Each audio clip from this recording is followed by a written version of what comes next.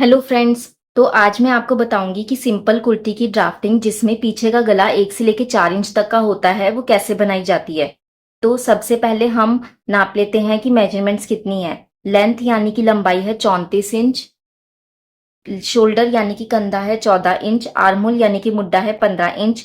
Chest यानी कि सीना है 36 इंच। वेस्ट यानी कि कमर है 28 इंच। वेस्ट की लेंथ यानी कि कंधे से लेकर कमर तक की लंबाई है 14 इंच। स्लिट लेंथ यानी कि कंधे से चाक तक की लंबाई है 21 इंच। हिप अराउंड स्लिट यानी कि जहां पर चाक बनानी है वहां पर हिप की गोलाई है 40 इंच। फ्रंट नेक यानी कि आगे का गला है 6 इंच। बैक नेक यानी कि पीछे का गला है 4 इंच। और नेक विड्थ की कैलकुलेशन मैं आपको बाद में बताऊंगी। तो सबसे पहले ये देख लेते हैं कि सिंपल कुर्ती बनाने के लिए कपड़ा कितना चाहिए होता है। कपड़ा लेंथ के हिसाब से देखा जाता है। जैसे 34 इंच की लेंथ है तो इसमें 2.25 मीटर का कपड़ा लगेगा। अब उस 2.25 मीटर के कपड़े को 4 फोल्ड कर लेना है। तो ये एक फोल्डिंग साइड है और ये भी फोल्डिंग साइड है। ये ओपन साइड है और ये भी ओपन साइड है। ठीक है, कपड़े को हम इस तरह से 4 फोल्ड कर लेते हैं। अब देखिए लंबाई है 34 इंच। 34 इंच में हम 0.5 इंच ऐड कर देंगे तो ये है स्टिचिंग मार्जिन 0.5 इंच का। ये स्टिचिंग मार्जिन यहाँ पर इस्तेमाल होता है जब हम कंधे पे सिलाई करते हैं। तो यहाँ पे आधा इंच की मार्जिन सिलाई में चला जाता है, इसलिए हम लंबाई में 0.5 इंच ऐड करते हैं। फिर हम 1.5 इंच ऐड करेंगे फोल्डिंग का। ये फोल्डिंग यहाँ पर यूज होती है।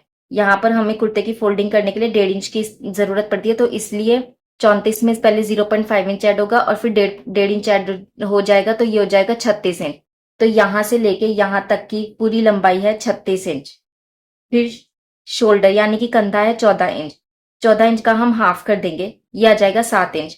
जब बैक नेक यानी कि पीछे का गला 1 से लेके 4 इंच तक का होता है तब हम इस तरह से मार्किंग करते हैं कि कंधे का हम हाफ कर देते हैं। तो ये हमने यहां से लेके यहां तक 7 इंच की मार्किंग कर दी और यहां से लेके यहां तक भी 7 इंच की मार्किंग कर दी। फिर है आर्महोल यानी कि मुड्डा, ये है 15 इंच। जब पीछे का गला 1 से लेके 4 इंच तक का होता है तब इसमें आर्महोल की कैलकुलेशन कैसे की जाती है। 15 का हम हाफ नहीं करेंगे, हम हाफ करेंगे शोल्डर का। तो शोल्डर का हाफ होता है 7 इंच। तो हमने यहां से लेके यहां तक 7 इंच ले लिया और यहां से लेके यहां तक भी 7 इंच ले लिया। तो ये हमने 7x7 का एक ब्लॉक बना लिया। जब पीछे का गला 1 से लेके 4 इंच तक का होता है तब हम इस तरह से कैलकुलेशन करेंगे शोल्डर और आर्म होल की। अब चेस्ट यानी कि सीना 36 इंच है, तो 36 इंच का हम चौथा भाग कर देंगे, ये आ जाएगा 9 इंच। 9 इंच में हम 0.5 इंच की लूजिंग ऐड करेंगे और 1.5 इंच का स्टिचिंग मार्जिन ऐड करेंगे, तो ये आ जाएगा 11 इंच। तो यहां से लेके यहां तक हमने 11 इंच की मार्किंग कर दी। ये 1.5 इंच का स्टिचिंग मार्जिन है। ये मैंने अलग से बना दिया ताकि आपको समझ में आ जाए। लेकिन ये जो 11 इंच है ये है यहां से लेके यहां तक का। ठीक है, उसके बाद 2.5 इंच का गैप देके यहां से लेके यहां तक 2.5 इंच के नीचे एक और स्ट्रेट लाइन ड्रॉ कर लेनी है जितनी यहां पर मार्किंग करी है, यानी कि 11 इंच की। यहां से लेके यहां तक 11 इंच की एक और मार्किंग कर देनी है। अब उसके बाद हम कमर की लंबाई देखते हैं। कमर कंधे से लेके कमर तक की लंबाई है 14 इंच। 14 इंच यहां से लेके यहां तक कहाँ पे हमें कमर की मार्किंग करनी है वो देखने के लिए हमें ये नापना पड़ता है कस्टमर का। कंधे से लेके कमर तक की लंबाई, तो यहां से लेके यहां तक 14 इंच है। यहां पर हम कमर की गोलाई नापेंगे। कमर की गोलाई है 28 इंच। 28 इंच का चौथा भाग करेंगे तो ये आ जाएगा 7 इंच। 7 इंच में हम 0.5 इंच की लूजिंग ऐड करेंगे और 1.5 इंच का स्टिचिंग मार्जिन ऐड करेंगे, तो ये हो जाएगा 9 इंच। तो यहां से लेके यहां तक ये है 9 इंच। उसके बाद हम स्लिट लेंथ देखेंगे, यानी कि कंधे से चाक तक की लंबाई ये है 21 इंच। यहां से लेके यहां तक ये है 21 इंच। ठीक है, यहां पर हम हिप की गोलाई नापेंगे। Hip around slit, hip around slit है 40 इंच।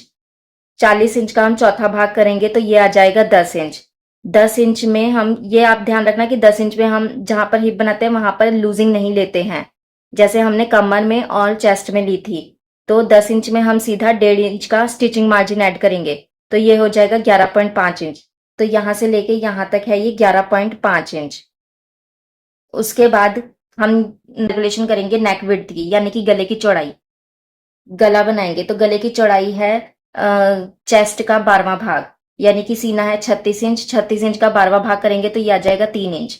तो यहां से लेके यहां तक है 3 इंच ये गले की चौड़ाई है। फ्रंट नेक पहले हम बैक नेक की मार्किंग करेंगे। बैक नेक है 4 इंच, तो यहाँ से लेके यहाँ तक हम 4 इंच पे एक मार्क लगा देंगे और फिर यहाँ से इधर और इस तरह से एक रेक्टेंगल बना देंगे हम। उसके बाद यहाँ से लेके यहाँ तक हम 1.25 इंच की मार्किंग करेंगे और उसके बाद इसकी गोलाई इस तरह से दे देंगे।